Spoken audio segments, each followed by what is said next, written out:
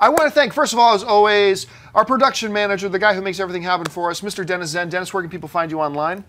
You can find me on Twitter at ThinkHero, and you can find me on Facebook on just my name. Writer, director, Mr. John Schnepp. Schnepp, where can people find you online? Excuse me, Dennis. You can find me on Twitter at John Schnepp. Miss, our lovely host who's been talking to you guys on the chat board this entire show, Miss Crystal Kennedy. Crystal, where can people find you online? You guys can find me on Twitter at Crystal, and thanks for chatting. You guys have kept me very busy today. And you can find me on social media anywhere, just at John Campea. Don't forget, folks, we are now going to be live every day starting at 11 o'clock a.m. Los Angeles time, 2 p.m. East Coast time. We're going to be here. Crystal's going to be on the chat board. Make sure you join us every single day. Thanks a lot for joining us, guys. For AMC Movie News, my name's John Campea. Until next time, bye-bye. Before I thank everyone here, I have to share some news. I'm not happy about it, but it must be done. This is Mary's last movie talk with us. She's parting ways and pursuing other opportunities. I have nothing but love and respect for this incredible woman, and she has just made AMC such a better place. So thank you so much for joining us. Would you like to say something to our audience? Just that I love you guys. You've been so supportive, and you know, I love the AMC family, and I hope to be back as a guest in the future. And you know, you guys are the best. You're great fans, and thank you for supporting me and supporting AMC, and please keep watching, and you can follow me on Twitter and all that stuff, and you can find out more about what I'm going to be doing next, and I love you guys. Single Denzel tear. Let me just say it's been a pleasure doing AMC Movie Talk with you. You're such an intelligent woman, and your take on movies is so different and refreshing. It's so great to have that kind of energy and just the opposition or the talking and the exchange of ideas. That's what Movie Talk's all about. It's always been fun. Yeah. Thank you, Schnepp. You guys are the best. You're the best. Cry. We're going to miss cut you. this so I can cry. But this is the beginning. We'll see much more of Miss Mary, so good luck from all of us, and we love you very much. Mr. John Schnepp, we'd like to thank you as well during our Sob Fest a little bit. That's right. Well, you guys can still find me on the internet wet world of Twitter and Instagram, just at John Schnepp and at TDOSLWH. Once again, The Death of Superman Lives: What Happened, May 1st. I'm going to be making big announcements next week. You're going to be seeing posters, crazy style non-Photoshop posters. You're going to see a lot of stuff happening in the next 2 weeks. And this weekend, I'll be in Indiana at the Wyndham. It's the Culture Shock horror comic convention. You got Malcolm McDowell's going to be there. Roddy Piper's going to be there. All the bounty hunters from Empire Strikes Back. I'm moderating a panel for that. And me, I'll be there. So come and freeze with me in minus 14 degrees. Freeze. Ooh, freeze it up. Our lovely host, Sinead DeFries, where can people find you? I'm on Twitter and Instagram at Sinead DeFries and at thatsosinead.com. A huge good luck and thank you to Miss Mary Jetikin, but I'm sure we will see you very soon. Mwah. We sure will on AMCI today, because I had to keep her as long as I could. and at various happy hours. Of course. Occurring throughout the Los Angeles area. You can find me at Amy Rosie at the various social channels. Don't forget, like, subscribe, follow, you know the deal. We really appreciate your support. We couldn't do this without you. And be sure to check for our new AMCI Indie Spotlight featuring the lovely Mary the Jedi later today. Have a great rest of your week. Mr. Dennis will be, sorry Dennis, I love you, I'm tired, will be in the captain's chair tomorrow. Get a wide shot and let's say goodbye to the stream, because this is our last stream. Wide shot. Wide shot. Goodbye, stream. Love you guys stream. rock. We'll see you soon. Tomorrow. Bye, guys. I have opened these new things called AMC Prime. And what AMC Prime is there a new type of theater within existing AMC theaters where they put in all new seats, but not just new seats, like there's technology in the seats, tons of leg room, just a fully immersive sound environment, a fully immersive film environment. It's fantastic. Now, all the seats are these leather recliners, right? That both the leg rest and the back are completely motorized and they fully recline. You can see in this picture how wide these seats are, how much leg room you have in front. Like, you can have an entire row of people completely with their legs extended and people can still walk back and forth in the aisles, no problem. And they've got look, I'm not going to pretend like I understand the technology here because I don't, but there's some kind of subwoofers or whatever built into each individual seat. So like when like a Tyrannosaurus Rex roars on the screen, your seat will vibrate. When, you know, the pilot is flying around his space fighter and there's an explosion beside him, you'll feel the vibrations in the seat. And I remember at first thinking that, well, that sounds kind of gimmicky. But I actually went to go watch Captain America: The Winter Soldier for my third screening, I guess, of it at the AMC Prime. It was my first time going to an AMC Prime. And I went into that theater, and I got to tell you, it was one of the most wonderful film viewing experiences I've ever had. I became a big fan of AMC Prime. And, you know, obviously take what I'm saying. I encourage you, take what I'm saying with a grain of salt since I get paid by AMC. So please take that in consideration. But I am honestly telling you, it was one of the best, just film going experiences I've ever had. It was great. If you have an AMC Prime theater close to you, I personally recommend it. This is a big one. I hate it when filmmakers, seriously, I love this question because I hate it when filmmakers like a girlfriend in high school string you along and they don't give you anything definitive. I hate that. So this question is, according to the Internet Movie Database, The Death of Superman Lives: What Happened is supposed to come out August 1st. Oh! John, is that just the premiere release? And if so, will that be available to a wider audience? Schnapp, what happened? When's Death of Superman Lives coming? Guys, let me tell you a little something about making films. What does AMC movie news mean to you? Oh, wow. Okay, so you have to go back to how I got started with AMC Movie News. I've been doing film blogging and everything for like 10 years. And about almost 6 years ago, I was in Canada with Ann Campia, who's sitting over here somewhere. Oh, there she is. Hey, baby.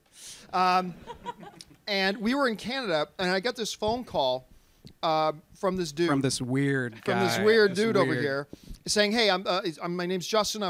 We at AMC, we want to start something new. You're the guy to do it for us. Do you want to come work with AMC?"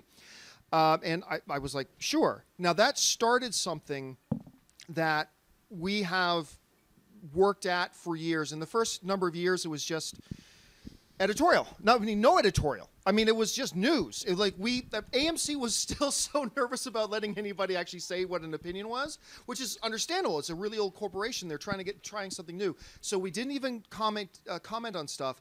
And then as the years went on, I still remember this was 2 Comic-Cons ago. Justin and I were in a hotel room at Comic-Con, and we finally just said, it's time. It's time. We're going to start doing shows, and we're going to give opinion, and we're going to do all this kind of stuff. And to understand why this is important to me, most of you guys know I'm Canadian. Everyone knows. Everybody knows I'm Canadian.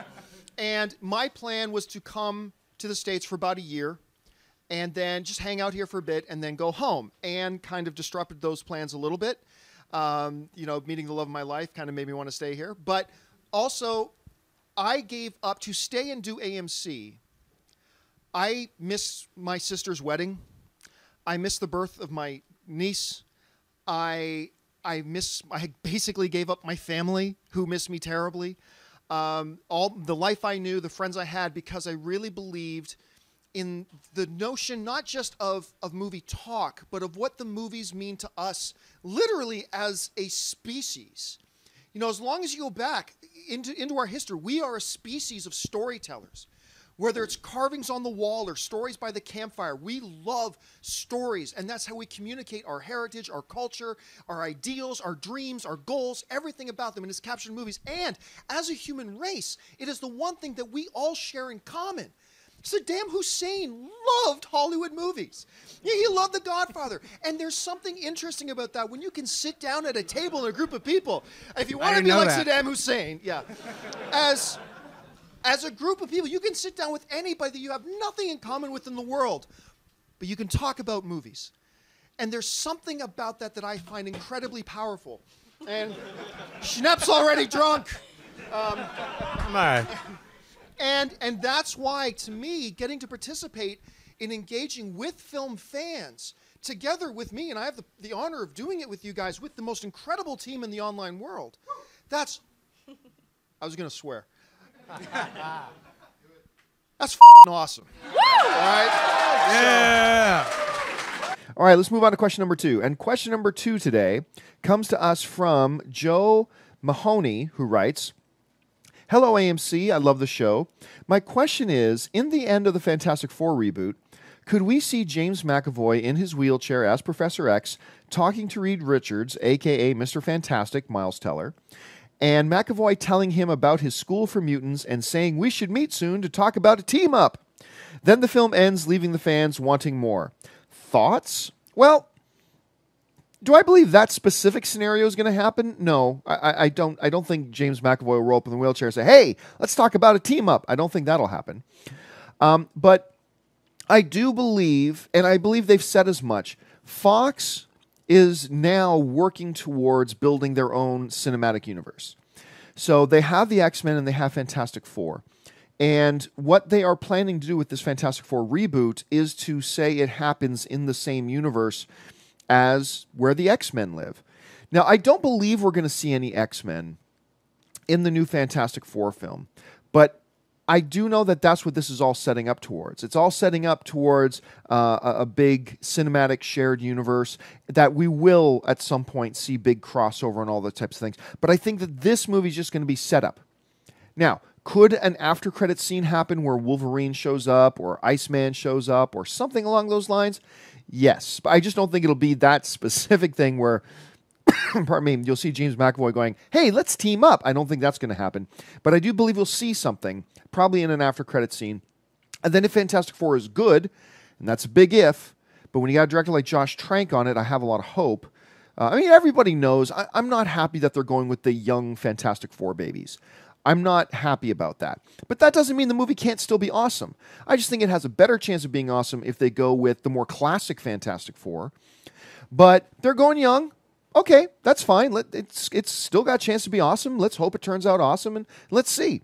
And if it does turn out awesome, once again, big if, but if it does turn out awesome, then Fox will be thrilled, and they will start going full steam ahead with their plans for their own shared universe with X-Men and Fantastic Four. And really, you got a lot to play with there because the X-Men universe is so vast and so big. And I know the Fantastic Four and the rights to the Fantastic Four carry a lot of auxiliary characters as well. So I think we're going to see some pretty cool stuff there. But the first big hurdle that they got to overcome is, can they make this movie good? And that's the first step. Make the movie good, and everything's fine. I told you so! I told you so! From day one, I said, I'm the only guy who said from day one, Cumberbatch is Khan. Oh, but John Roberta Orsi just came out. The guy who wrote the movie. He said he's definitely not Khan. What I say, forget it. He's Khan. Oh, but John Alice Eve. Here's on video Alice Eve on the red carpet at the British Academy Awards. And she says, no, he's not Khan. And I said, doesn't matter what she said. He's Khan. And then, oh, but John, Carl Urban, your buddy. Here's a picture. I'm going to have Dennis pull this picture of me and Carl Urban on the day that he apparently let slip that Benedict Cumberbatch was actually playing Gary Mitchell. And what did I say? Said, I don't buy it. He's Khan. Over and over and over again, I said he's Khan. I want to read you this. Because this, I got so much email from so many people telling me what an idiot I am because I was still saying he's Khan. Here's one. John, dude, I normally love your show, but you've got to be one of the biggest morons in the world. If Alice Eve, who is in the movie, is telling us that he's not Khan, then now you're just being stubborn by saying that he is. Clearly he's not. Get over yourself. You don't know anything. Really? I told you so. And I get to act like that when I get emails like that. And I got lots of those kinds of emails. So, yeah, I had to get that off my chest.